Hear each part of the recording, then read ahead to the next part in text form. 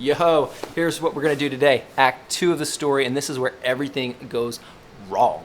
That's right, wrong. And so we're going to look at the second act of the story, Genesis 3 through 11 in your Bible. And this is where Adam and Eve, who were commissioned to be God's representatives to the world, chose instead something different.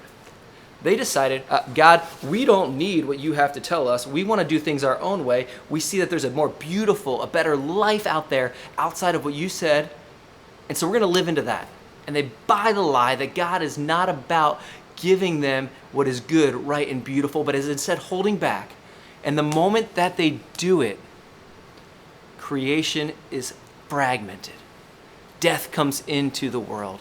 In the Hebrew mindset, death was more about separation than it was about things ceasing to exist. Separation between God, between each other, between creation, and then even within themselves. Each of those distanced. Now, we're not without hope, so don't get too depressed. Jesus is still coming, but we're not there yet. So Act 2 of the story is where we realize this world is not the way it's meant to be.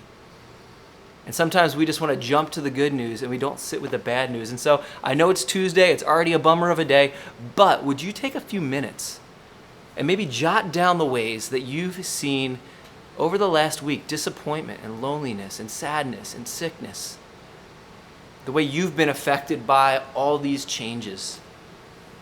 And write those down as a prayer to God, saying, God, I know this is not the way you wanted it to be.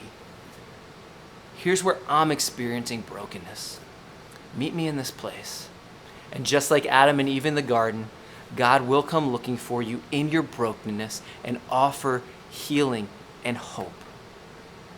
Act 2 of the story, rebellion.